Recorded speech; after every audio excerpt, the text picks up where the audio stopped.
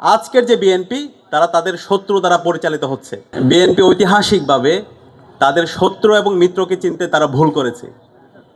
তারা তাদের শত্রুদের দ্বারা পরিচালিত হয়েছে, পরবর্তীতে পুরো দেশকে, পুরো জাতিকে সেটার জন্য কঠিন মূল্য দিতে হয়েছে।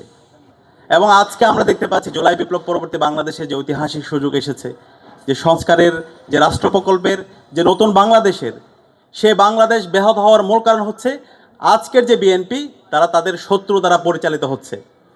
আজকের যে বিএনপি তারা আবার ভারতের প্রেসক্রিপশনে বাংলাদেশ রাষ্ট্র পরিচালনা করতে চায়, তারা আবার শিলংয়ের প্রেসক্রিপশনে বাংলাদেশ পরিচালনা করতে চায়, যেটা পুরো জাতিকে অনেক বেশি হতাশ করছে।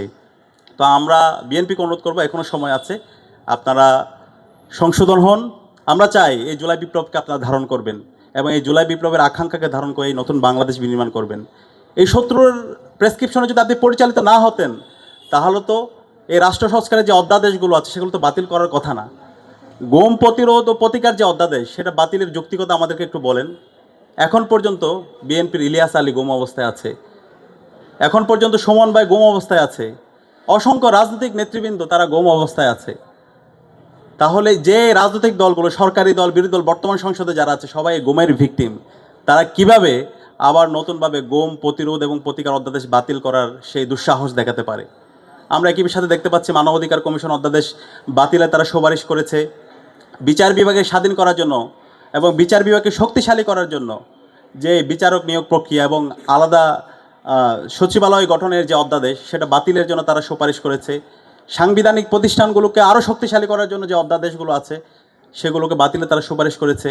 যে আন্দোলনটা, জুলাই বিপ্লবটা শুরু হয়েছে কোটা ব্যবস্থার উপর ভিত্তি করে, এই পিএসসিকে, পাবলিক যে পিএসসি আছে আমাদের সার্ভিস কমিশন, সেই কমিশনটাকে আরও শক্তিশালী করার জন্য সেই কমিশনকে আবার তারা দলীয়করণ করতে চায়। রাষ্ট্রে যত স্বাধীন প্রতিষ্ঠানগুলো আছে, দুদক থেকে শুরু করে, সেগুলোকে আবার তারা দলীয়করণ করতে চাই। তো সেই যদি আমরা হাসিনার স্ট্রাকচারে যদি ফিরে যাই, তাহলে তো আমাদের এই এত মানুষের রক্ত, আমাদের এত ভাই বোনের রক্ত পুরোটাই বৃথা যাবে।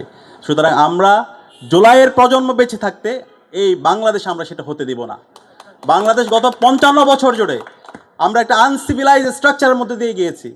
আমাদের যে 72 সংবিধান, সেই সংবিধান এই বাংলাদেশে আমাদের অধিকার হরণ করেছে।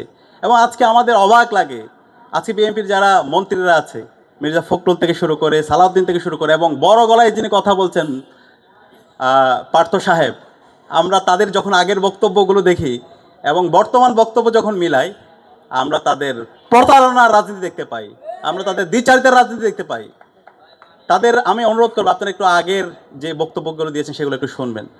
আপনাদের নেত্রী এবং আমরা যার জন্য সবসময় শ্রদ্ধার সাথে আমরা যাকে স্মরণ করি, বেগম খালেদা জিয়া, তিনি বলেছেন বাংলাদেশে যখন জনতার সরকার প্রতিষ্ঠিত হবে, তখন এই 72-এর মুজিববাদী সংবিধানকে ছুঁড়ে ফেলে দেওয়া হবে।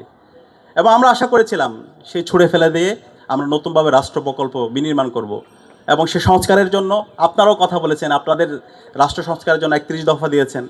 সে 31 দফায় আপনারা প্রথম দফায় বলেছেন আপনারা সংবিধান সংস্কার কমিশন গঠন করবেন।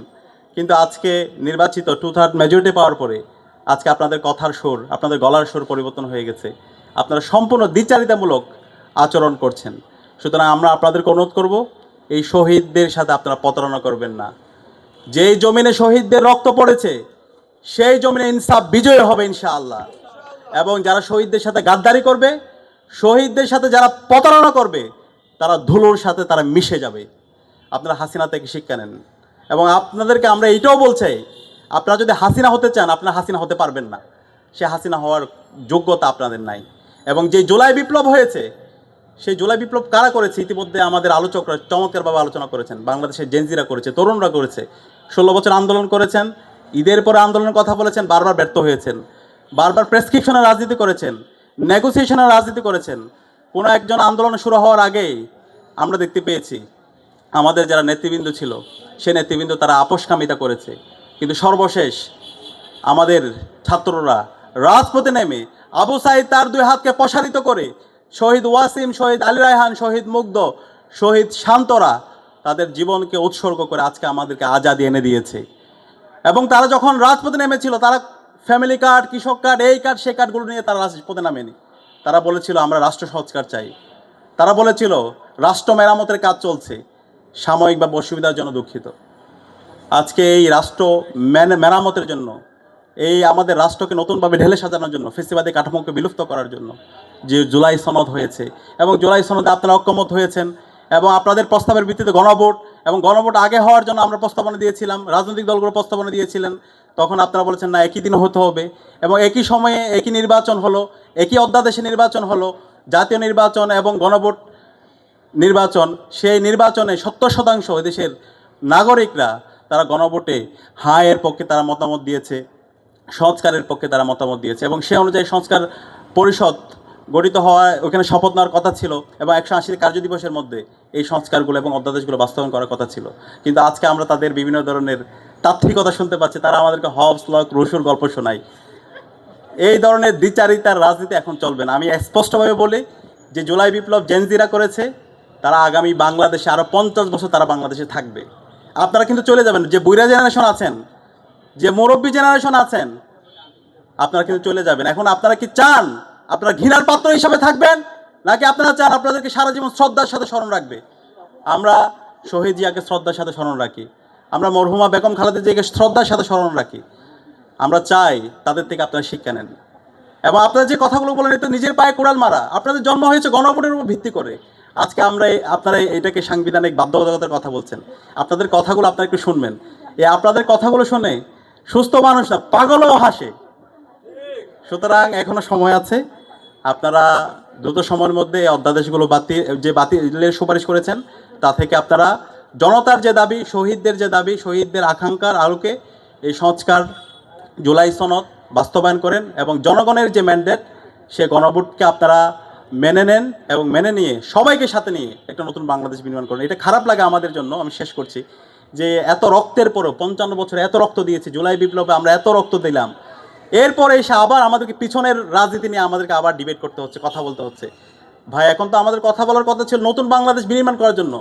আমাদের অর্থনীতি কীভাবে আমরা আরও শক্তিশালী করতে পারি। আমাদের অর্থনৈতিক কাঠামো ভেঙে দেওয়া হয়েছে, আমাদের শিক্ষা ব্যবস্থাকে ভেঙে দেওয়া হয়েছে, আমাদের সংস্কৃতিকে ভেঙে দেওয়া হয়েছে, আমাদের পুরো রাষ্ট্রের স্ট্রাকচারকে ভেঙে দেওয়া হয়েছে। সেটাকে কীভাবে নতুনভাবে নির্মাণ করতে পারি, আমাদের যে পররাষ্ট্রনীতি সেটা কীভাবে আমরা আরও শক্তিশালী করতে পারি।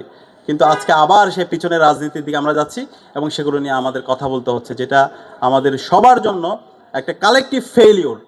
তো আমরা আশা করব আমরা বিএনপির শুভাকাঙ্ক্ষী হিসাবে আমরা তাদেরকে অনুরোধ করব, সময় আছে, আপনারা যে কমিটমেন্টগুলো দিয়েছেন, এবং সবচেয়ে বড় কথা হলো জনতা যেই ম্যান্ডেট দিয়েছে সেই 70% সেই ম্যান্ডেট, সে রায় আপনারা মেনে নেন, এবং এই নতুন বাংলাদেশ বিনির্মাণ করার জন্য সবাইকে একসাথে নিয়ে আমরা কাজ করি। আমরা আশা করছি ইনশাআল্লাহ আগামীর বাংলাদেশ